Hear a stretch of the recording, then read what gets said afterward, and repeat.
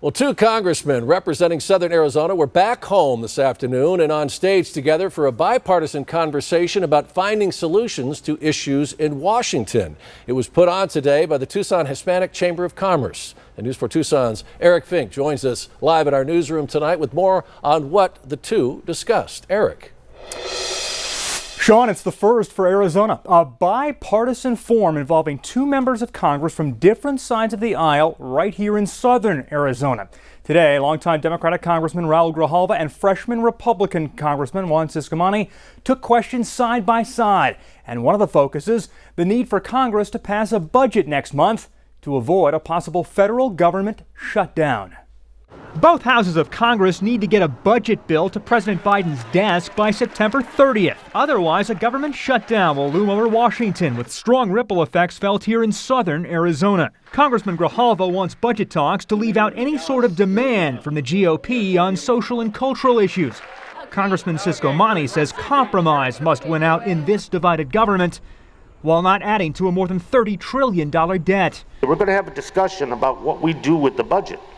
Then let's take out those poison pills that are put into legislation that we must pass, i.e.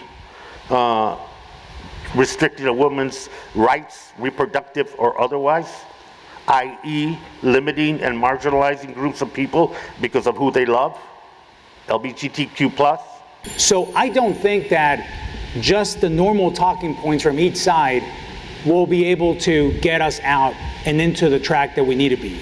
We're going to need to think outside the box. We're going to need to think creatively on how we deal with this $33 trillion of debt and growing.